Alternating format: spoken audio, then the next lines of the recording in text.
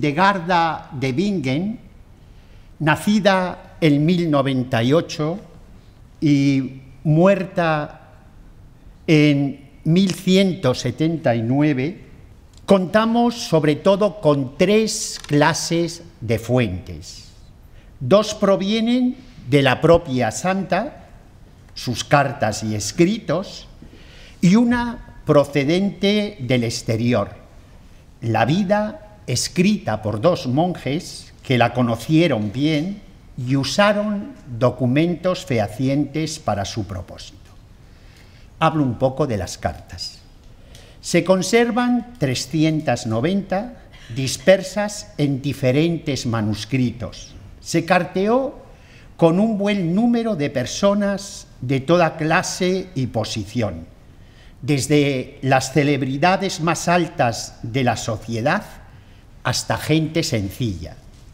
Mantuvo correspondencia con papas, emperadores, reyes, condes, nobles, princesas, arzobispos, obispos, abades, monjes, monjas, pero también con gente de condición social menor que se ponía bajo su protección en ansiada busca de consejo, consuelo y curación.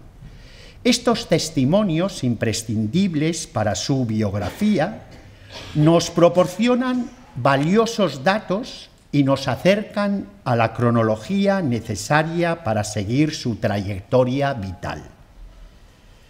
Sus obras también son numerosas y nos informan tanto sobre su vida interior como su vida exterior, así como de la verdad y especificidad de sus visiones.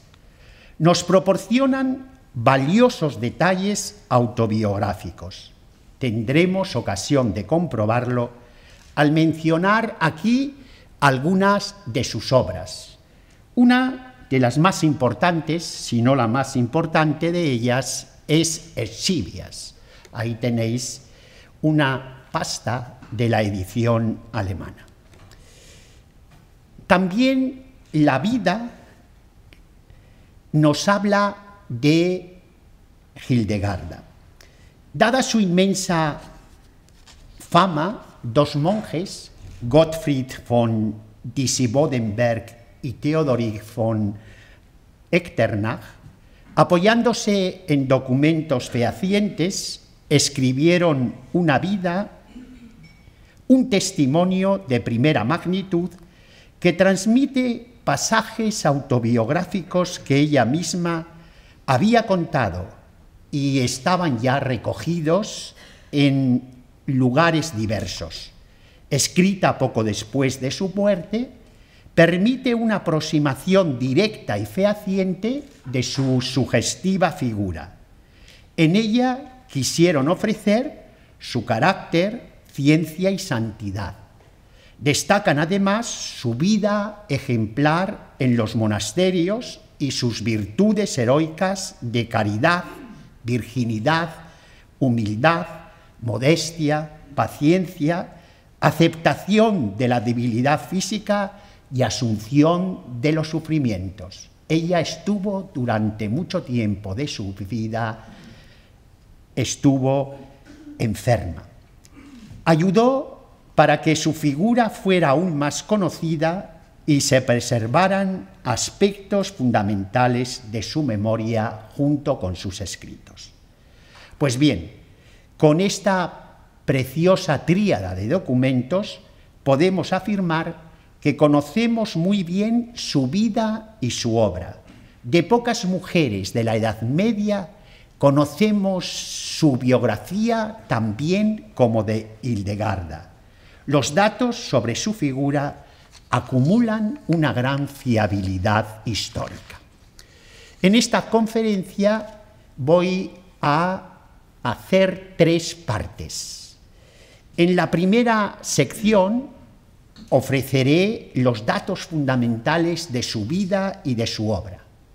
En la segunda trazaré las características fundamentales de su sobresaliente personalidad y en la tercera presentaré la parte más fascinante de su obra, su teología cósmica, en la que une y resume las realidades básicas de la fe cristiana. Empiezo hablando de su biografía. En su andadura terrena ocupan especial significación 3 lugares: Bermesheim, lugar de su nacimiento; Disibodenberg, lugar de su formación monástica inicial y de su desarrollo en la experiencia monacal; y Rupelsberg, lugar de su primera fundación benedictina. Durante 30 años vivió allí el periodo más fecundo de su vida. Empezamos por el lugar del nacimiento, Bermesheim. Nació en una pequeña población que actualmente cuenta con 322 habitantes y que nunca dejó de ser una pequeña aldea. El pueblecito está enclavado en el distrito de Alzey-Worms y se encuentra en el estado de Renania-Palatinado. Eclesiásticamente pertenece a la diócesis de Maguncia. Conviene notar que vino a este mundo el mismo año en que se fundó Citeaux, el origen de la Reforma cisterciense. Un año más tarde, los primeros cruzados tomaron Jerusalén para la cristiandad. Fue la 10ª y última hija de una familia noble numerosa, formada por Hildeberto y Matilde, una dinastía de condes rurales con una posición óptima en su entorno social y con numerosos bienes. Los primeros años de la niña transcurren en un hogar situado entre campos y bosques, viñedos y colinas a orillas de un gran río, el Rin. Este contacto con la naturaleza será determinante en su vida y se reflejará con frecuencia en sus escritos. Y cuando tenía 8 años, la sensible muchacha empezó a tener visiones, escuchar voces que le acompañaron siempre y que durante un tiempo muy largo la tuvieron muy preocupada. En mi 3er año de edad, declarará más tarde, vi una luz tal que a causa de ella mi alma entera se estremeció, pero por mi corta edad no pude hablar sobre ella. En mi 8º año de edad fui ofrecida a Dios en ofrenda espiritual y hasta mis 15 años vi muchas cosas. A veces las decía con toda sencillez, hasta el punto que los que me escuchaban me preguntaban qué era aquello y de dónde me venía. Y yo misma me asombraba, porque lo que yo veía en mi alma lo tenía también en visión exterior. Pero como veía que eso no le ocurría a nadie más, oculté cuanto pude la visión que yo tenía en mi alma. Ignoré muchas cosas de la vida exterior, pues he estado a menudo enferma desde los tiempos en que mi madre me amamantaba y también más tarde, lo cual dañó mi crecimiento y me impidió tomar fuerzas. Hasta aquí su testimonio. Era costumbre entonces, entre esta gente piadosa, que el 10º de los hijos fuera entregado al directo servicio divino en expresión de una especie de diezmo o de ofrenda espiritual, como ella nos ha indicado. De modo que con solo 8 años fue llevada como oblata a una instalación religiosa cercana al hogar familiar y dirigida por una reconocida pariente. Vamos a ver ahora su estancia en Disibodenberg. A partir de 1006 creció en un convento femenino de clausura en una preciosa montaña dedicada a un misionero evangelizador de aquellas tierras, San Disibodo. La montaña se llamaba y se sigue llamando Disibodenberg y está enclavada muy cerca de Bingen, ciudad bañada por el Rin. La pequeña clausura estaba al lado y al cuidado de un reconocido monasterio benedictino del que en la actualidad solo quedan los cimientos y algunas ruinas que tenéis en la pantalla. 9 años después, hacia 1115, cuando aún no había cumplido los 10 años de edad, hizo los votos de la mano del obispo Otto de Bamberg, decidiéndose abrazar para siempre la vida religiosa. Durante este tiempo de formación, la magistra o superiora de la casa era una allegada de la familia, Jutta de Spornheim, mujer de noble cuna y de fuerte personalidad que llevaba una vida contemplativa. Bajo la guía de esta sobresaliente personalidad vivió 14 años hasta que murió en 1136. En la clausura de aquellos apartados parajes recibió una formación esmerada al lado de su protectora. Allí fue creciendo en la vida monástica y, sin duda, uniéndose cada vez más a Dios. Allí fue progresando en el conocimiento de latín, lengua que usará hasta el momento de su muerte y en el que escribirá toda su obra. Tuvo contacto muy directo con las Sagradas Escrituras, que jugarán una importancia capital en su desarrollo espiritual. El gusto por la Biblia fue decisivo en la confección de sus escritos y en la expresión de su pensamiento. Mostró una gran familiaridad en el contacto con los profetas y con el libro del Apocalipsis. Desde muy joven conoció el texto de la regla de San Benito, que pronto pudo recitar de memoria. Conformó su quehacer diario al hora et labora, así como a la medida y moderación propias de la tradición benedictina. En el rezo permanente de la liturgia de las horas, se familiarizó en la oración bíblica. Aprendió a conocer bien a los santos padres, recitando fragmentos de sus obras. Pero ella no se tenía por docta, más bien se consideró siempre como una mujer sencilla. Su autodefinición como indocta hoy nos hace sonreír cuando comprobamos en sus obras lo mucho que sabía, lo bien que se expresaba y la profundidad con que trataba los temas. Poco después de la muerte de Jutta, fue designada su sucesora como magistra, presidiendo el grupo cada vez mayor de religiosas que se le iban uniendo en la clausura de Disibodenberg.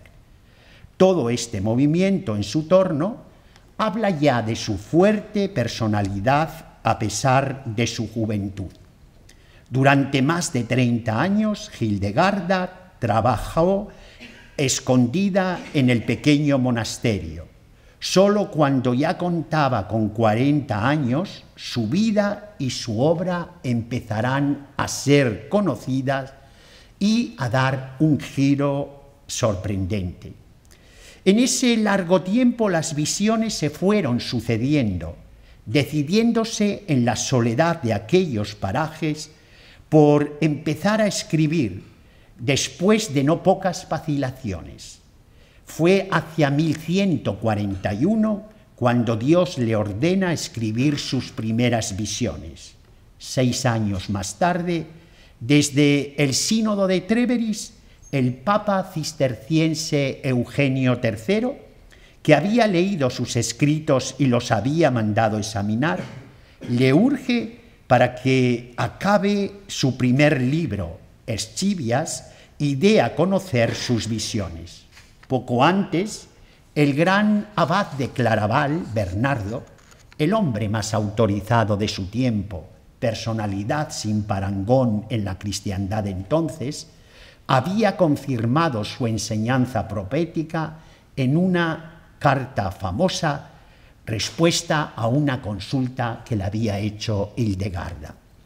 Al crecer el número de monjas, nuestra decidida protagonista, ya bien conocida sobre todo en los ambientes monacales, albergó nuevos planes para el futuro y se decidió a realizar una fundación nueva.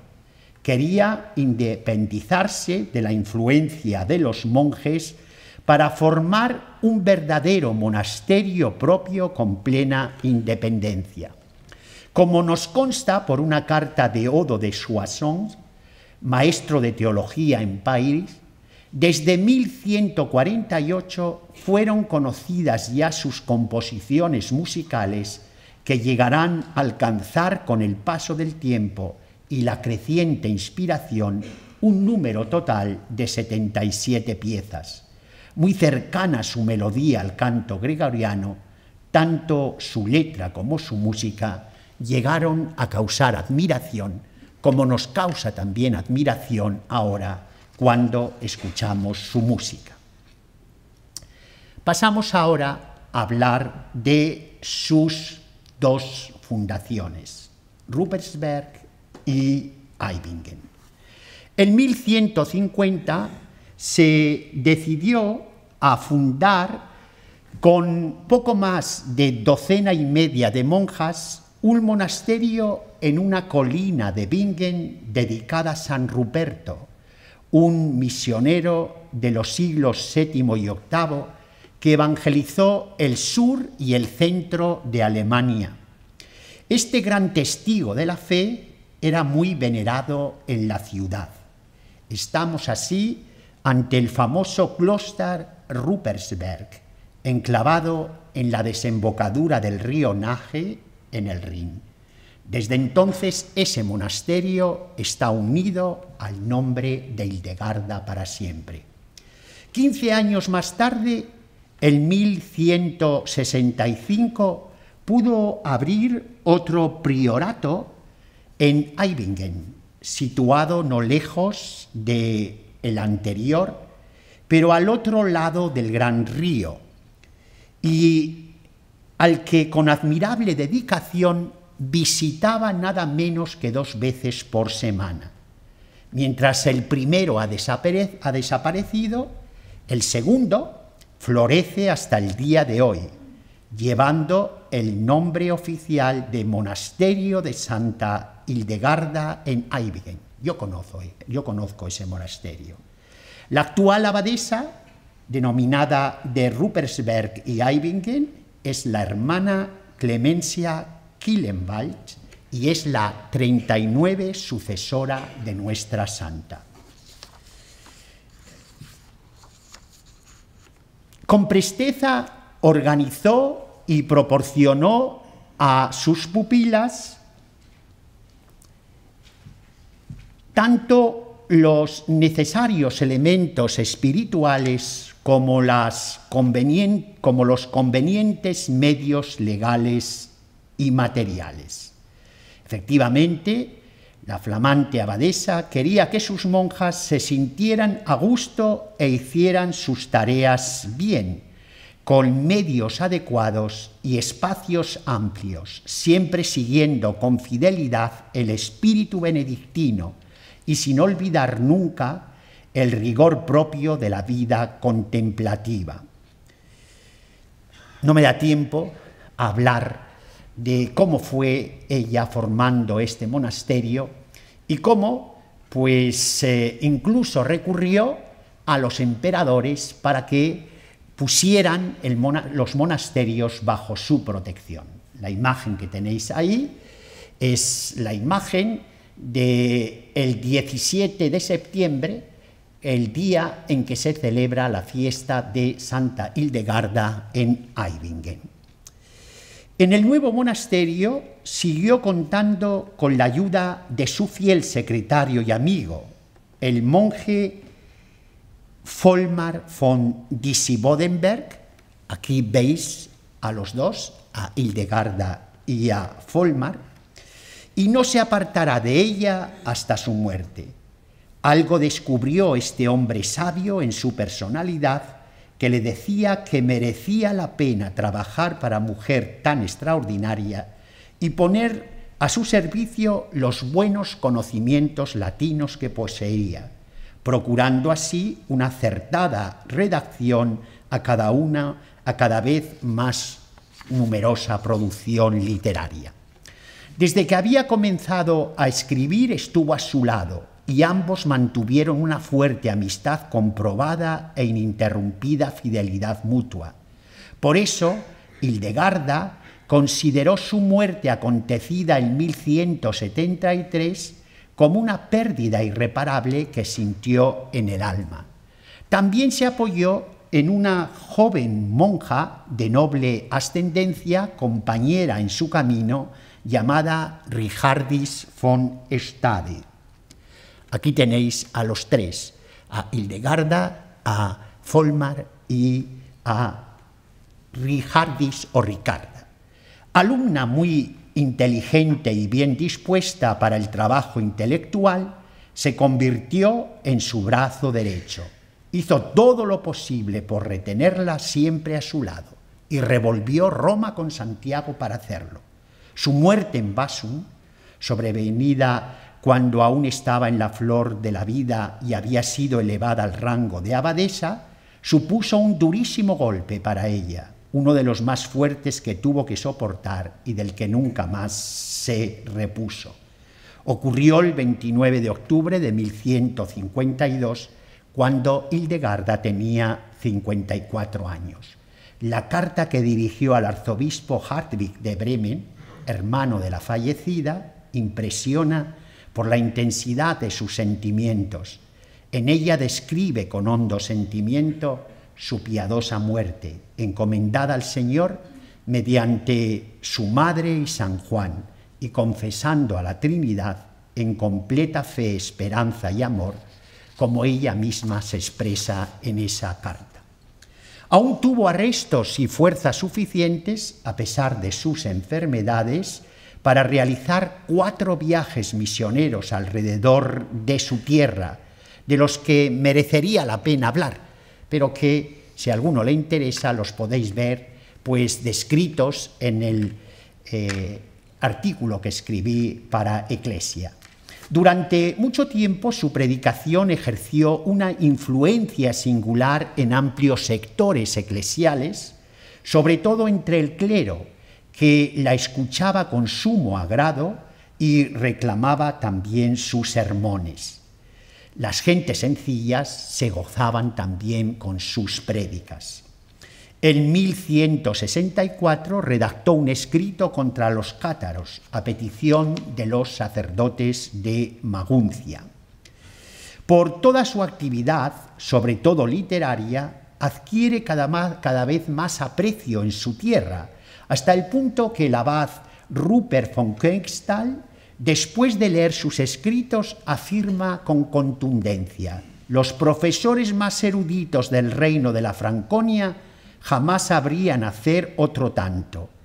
Ellos, con su corazón árido y las mejillas alzadas, se pierden en inútiles diatribas dialécticas y sofisticaciones retóricas.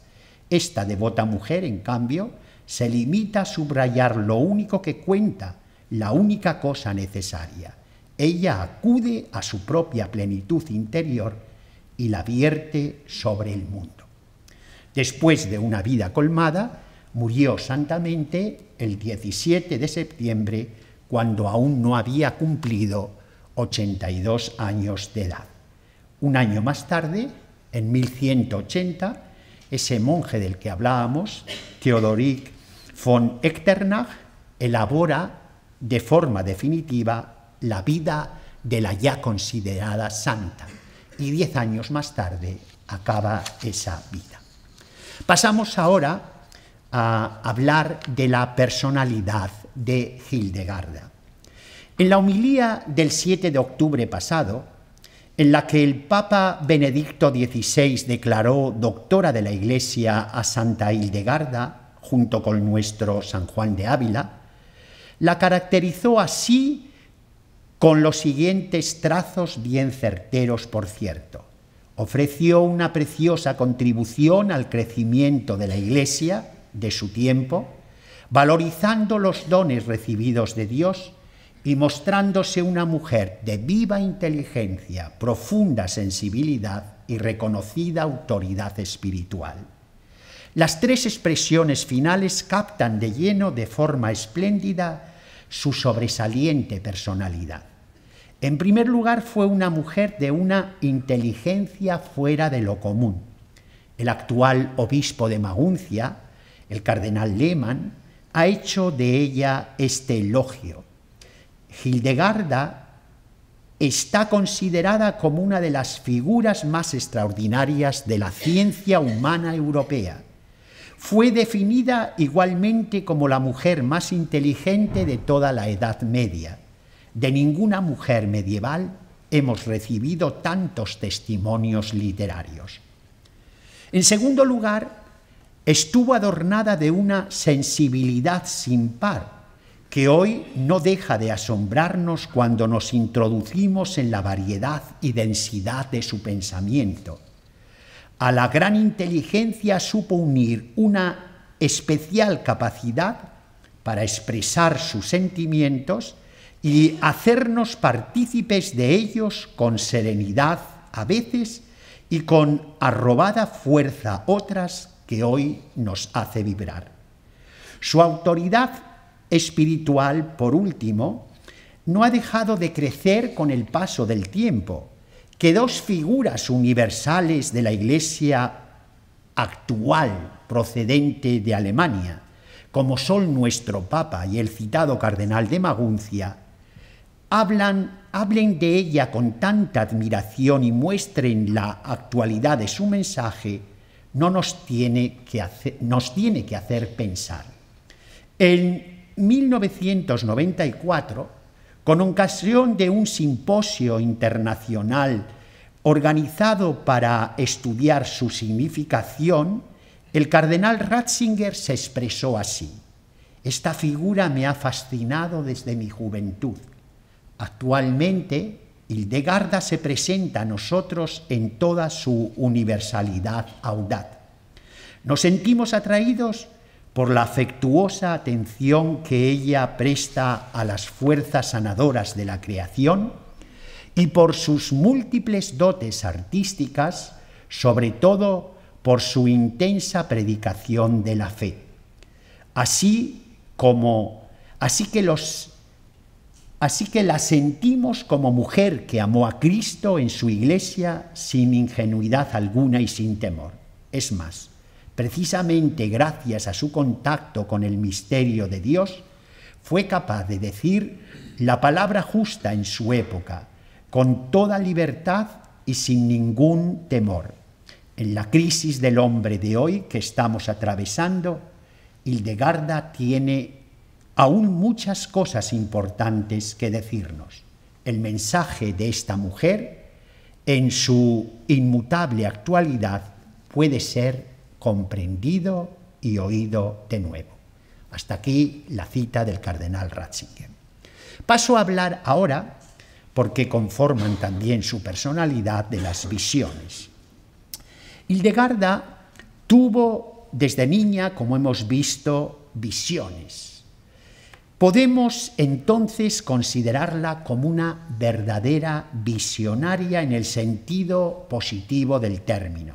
No se trata de especulaciones sobre quimeras, sino de realidades que se le imponen en su existencia como gracia y tarea a desarrollar. Según su propia confesión, nunca fue transportada en éxtasis, siempre permaneció con los pies en tierra. Sus visiones no acontecían en estado de ensoñación, sino en estado de vigilia, en la forma y visión y de audición interiores. Así describe el fenómeno en sus testimonios autobiográficos. Esta miniatura recoge una visión de ella donde habla de la resistencia a las tentaciones. Pues bien, hablando de sus visiones, dice: yo veo todo hasta lo más pequeño, pero no lo percibo a través de los 5 sentidos del cuerpo. Mis ojos están abiertos, no tengo ningún éxtasis.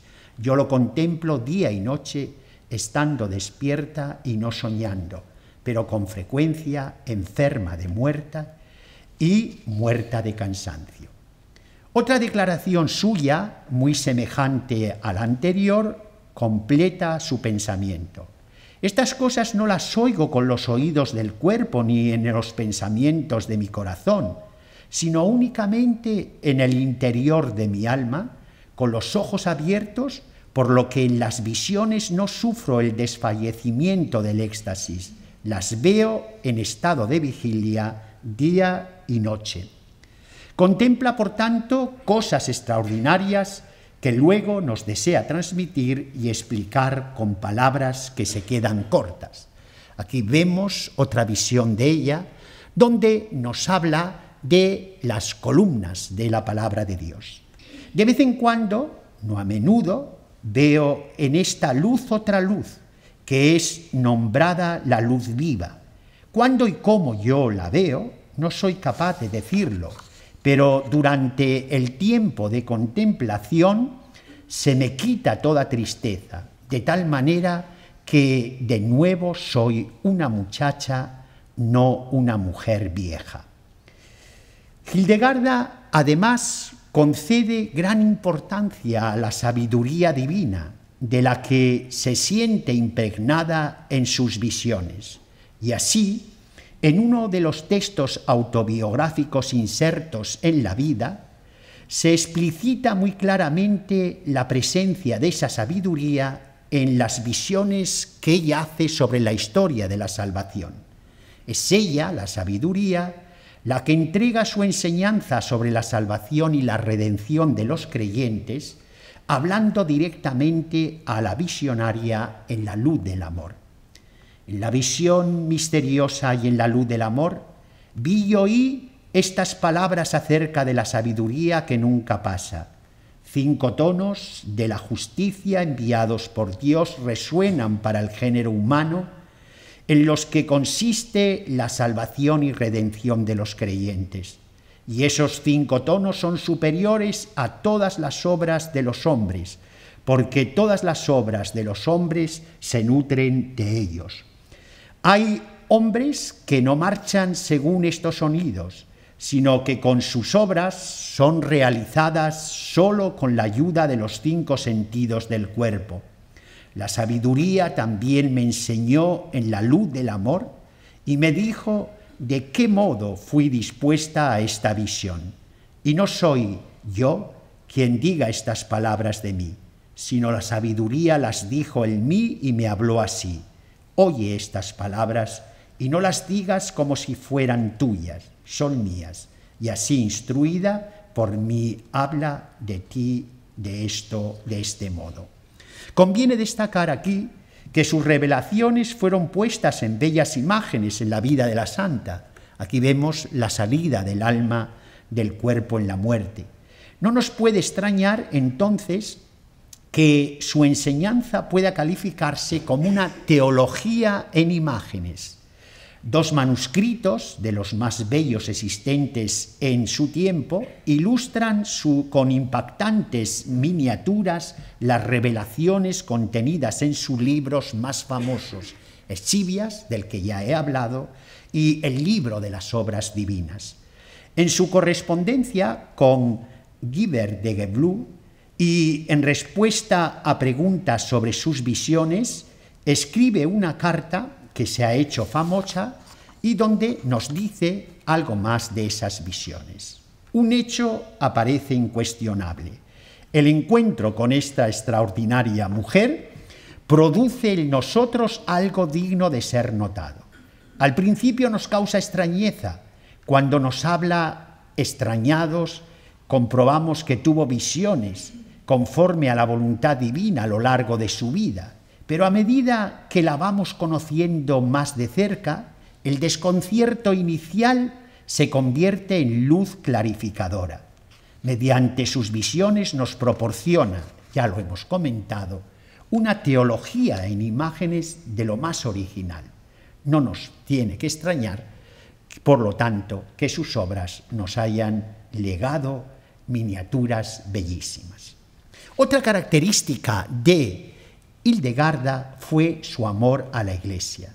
Nuestra santa prestó un servicio precioso a la Iglesia de su tiempo y habló de la Iglesia con gran pasión. La unión con la Trinidad y el encuentro permanente con el Señor Jesús le suministraron las fuerzas suficientes para cumplir su titánica tarea. Se sintió entrañablemente unido con la Iglesia, el cuerpo de Cristo. En su obra más emblemática, Eschivias, hace una preciosa reflexión muy plástica sobre la Iglesia en la visión tercera de la segunda parte, que ilustra su enseñanza sobre la Iglesia.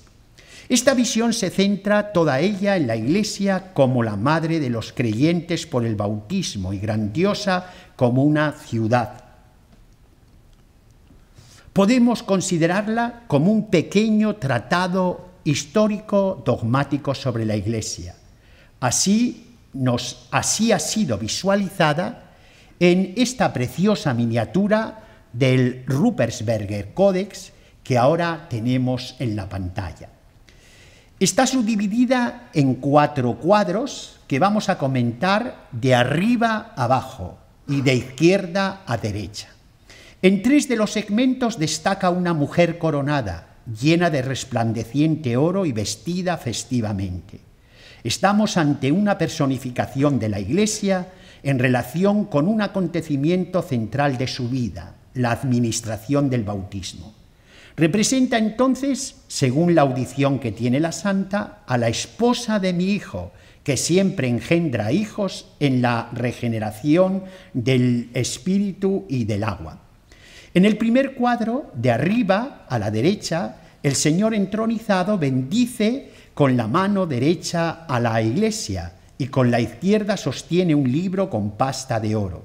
Se trata de la palabra de Dios, de manera especial de los evangelios que hablan de la vida, obra y destino de Jesús.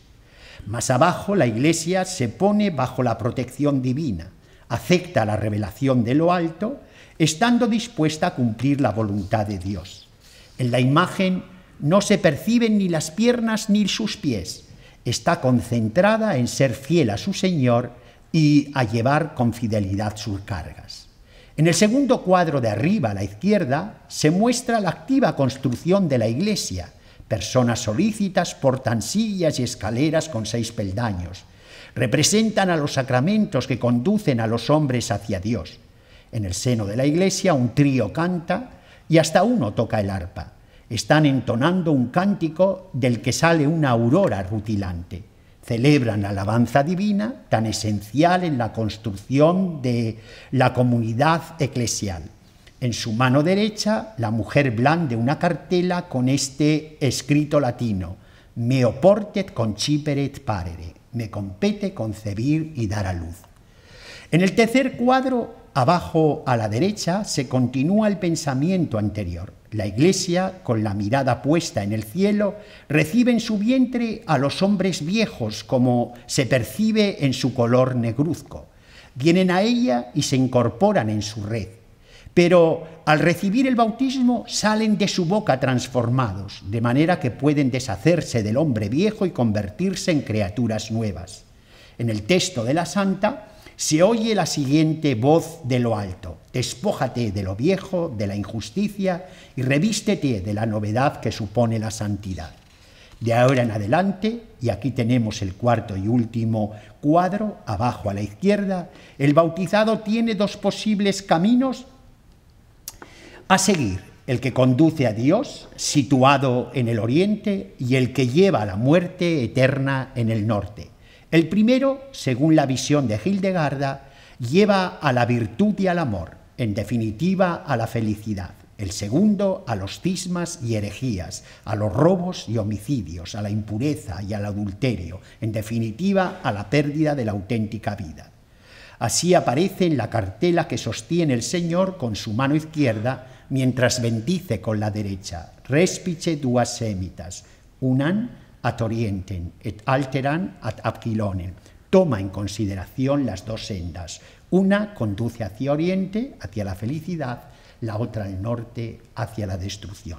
En definitiva, la Iglesia se alza como la gran ciudad y la red, que es a la vez esposa, madre y virgen. Tres aspectos esenciales del ser y quehacer eclesiales que reflejan e imitan a la bienaventurada Virgen María. Pasamos ahora a la tercera parte, un esfuerzo de síntesis, la teología cósmica. Son numerosos los aspectos doctrinales que nuestra autora aborda en sus tres libros mayores, desde los más radicalmente teológicos, como la Trinidad y la Cristología, hasta los más cercanos a las realidades terrenas en su relación con Dios, dejando a un lado el conjunto de sus enseñanzas que ya he tratado en otra ocasión. Voy a referirme aquí al tema de la creación, ya que unifica su teología y cristología, su antropología y su cosmología. Además, su reflexión cósmica tiene un especial atractivo para la especulación teológica actual. En este contexto, Hildegarda no deja de fascinarnos. Teología de la creación, en primer lugar. En esta teología, el Dios creador y la creación ocupan un lugar central. La contemplación de lo existente con su belleza y atractivo se convierten así en el punto de partida de la teología hildegardiana.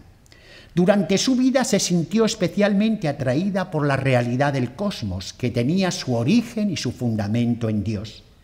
En esa creación el hombre ocupa un puesto de privilegio, ya que el Creador, en su amor por los humanos, ha querido situarnos en la cúspide misma de lo creado. Esto es evidente sobre todo en la racionalidad del hombre, que lo hace capaz de reconocer a Dios y en él todas las cosas, de alabarle y satisfacer la intención de Dios en el mundo. De este modo el hombre es honrado por Dios y él lo hace partícipe del amor por lo creado. Pero esto comporta también el riesgo de que el hombre fracase y acabe instrumentalizando la creación. Hildegarda nos proporcionó un auténtico lamento de los elementos. Pero ello no significa afirmar que Dios quite la grandeza de su creación al hombre. El hombre debe explorar este mundo suyo con toda serenidad. Es más, lo debe compenetrar completamente. Debe realizarse en el centro de la creación, acudiendo a su ser creado en presencia de Dios. Pero no debe ponerse él mismo en el centro del mundo. Toda la creación está orientada hacia Dios. No gira sencillamente en torno al hombre. Esta visión del hombre nos sitúa en una posición particular, insólita, pero no podemos entenderla en el sentido moderno antropocéntrico que considera todo subordinado a los fines y exigencias del hombre. La aproximación antropológica, en cambio, establece una relación al mismo tiempo compleja y equilibrada entre Dios, el hombre y el mundo. Estas constataciones, sacadas del pensamiento de Hildegarda, que conviene que el hombre actual las oiga y piense en ellas. En realidad el hombre está llamado a integrarse tanto en Dios como en lo creado, reconociendo el valor auténtico de ambas realidades. Dios siempre es Dios y lo creado permanece siempre creado. La verdadera antropología solo puede entenderse desde la teología y desde la cosmología sagrada. Contemplemos la imagen. Una de las miniaturas más celebradas es la que se encuentra en el Luca Codex, con la representación del hombre y el universo al que está íntimamente unido. Cuando el ser humano hace, tiene repercusiones en la totalidad del universo. Sus manos tocan el cosmos, sus pies están asentados en la tierra, su cabeza, donde radica su espíritu, se abre a la trascendencia hasta el infinito, donde reside Dios y se ocupa amorosamente del funcionamiento de cuanto existe. Por designio divino, el hombre tiene la vocación de realizarse en armonía sinfónica con el resto de las criaturas, situarse en una ecología constructiva puesta al servicio de la creación interna. Aquí los tonos de la nueva doctora adquieren bellísimos acentos, y así, dice ella, cada elemento tiene un sonido propio, un sonido primordial, que proviene del ordenamiento de Dios, pero después todos esos sonidos se funden en un armonioso concierto de arpas y cítaras. Sobre todo en sus poesías y canciones se dejan entrever con fuerza estos pensamientos que tanto pueden ayudar al equilibrio interior y exterior de los hombres. Para ella esta sinfonía abraza al cosmos entero, desde las más pequeñas cosas cotidianas hasta la infinidad de los mundos estelares y ya en el centro de todo el hombre, aquel que es el corazón del mundo y tal vez la espiritualidad inigualable de esta visión del mundo que hay que interpretar siempre y solo a partir de la historia de la salvación. Pero hay un elemento más. La creación está asistida como el hombre por los impulsos del espíritu que hace posible la viriditas, es decir, la energía vital que verdea y deja traslucir la misma fuerza divina. La palabra viriditas se encuentra entre las más queridas de nuestra cosmóloga, que concedía una especial importancia a los colores como propiedades esenciales de la creación, colores que solo resultan posible percibirse mediante la reverberación de la luz. Dios y la creación, el hombre y el cosmos, el alma y el cuerpo, aunque distintos, son inseparables y en muchos sentidos complementarios. Todos ellos forman la realidad, aunque la diferencia entre Dios y la creación tiene dimensiones infinitas. A través de su cuerpo, el hombre está plenamente incorporado a la creación como la rama al árbol, dice Hildegarda. Cuanto realiza tiene eco en la creación entera. Sus faltas representan ranuras por donde escapa el equilibrio cósmico. De ahí la importancia de su conversión para que se mantenga la armonía amenazada de la creación. De hecho, dice ella, la salvación depende de la fe y de la conversión. No nos da tiempo ya a hablar de la fuerza del espíritu, que tiene una importancia grande en Hildegarda, y voy a hablar un poco de su cristología.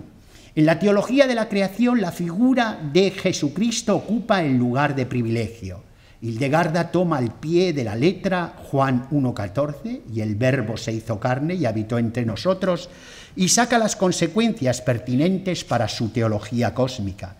En el fondo de la creación entera la creación entera tiende a la encarnación del Hijo de Dios, la palabra eterna del Padre. En su vida y obra se cumplirá plenamente cuanto la creación conservaba en su potencialidad. Lo indeleble de la realidad cósmica es salvado por la muerte y resurrección de Cristo. Fijaros qué cosas decía en el siglo XII. En el Hijo del Padre humanado, el hombre adquiere una dignidad excepcional. Su cuerpo tiene tanta importancia como su espíritu, porque ha sido rescatado por el Señor. Final. Santa Hildegarda se acredita como una mujer que va más allá de su tiempo. Su larga y apasionante vida, su producción teológica está muy por encima del espíritu propio de su época y se abre por lo tanto a todos los momentos de la historia. Alguien le ha considerado con toda la razón como la amiga, la profetisa de la sabiduría cósmica, y así es en realidad.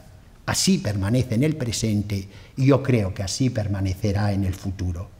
En esa sabiduría universal están presentes, como hemos visto, Dios y la Trinidad, Cristo y el Espíritu, el hombre y el universo, la Iglesia y la salvación. La grandiosa historia simbólica de la salvación, propuesta por la genial abadesa, fue única. Mantuvo una admirable sintonía con el universo entero, porque sabía muy bien que todo provenía del Dios del amor, que había puesto a la persona humana en su centro y hasta en su cúspide, y que había alcanzado su punto culminante en Cristo Jesús. La figura de Santa Hildegarda entra de lleno en este año de la fe. En su tiempo representó una viva conciencia espiritual y social. Habló constantemente de la experiencia de Dios y de la dignidad humana. Se preocupó por su expresión aquí y ahora. No presupuso sus contenidos, sino que los explicitó. Su intensa e íntima sabiduría le vino expresada por la meditación y contemplación de las Sagradas Escrituras, pero también por la atenta observación de la naturaleza, que para ella constituye un verdadero libro abierto en el que el Todopoderoso revela sus maravillas puestas al servicio de la humanidad. Mediante un prodigioso equilibrio entre la palabra de Dios y la palabra existente en la creación entera, supo integrar al hombre en el cosmos dentro del misterio divino, todo él transido de vida, una vida que en Cristo permanece para siempre. En un himno dirigido a María, con fuerte intensidad poética y lleno de religiosa verdad, dice cosas tan bellas como estas, con las que quiero concluir mi reflexión. Oh mujer sin igual, tú hermana de la sabiduría, qué sublime eres tú. En ti se originó la vida sobremanera fuerte, que nunca pudo ser estrangulada por la muerte. He dicho.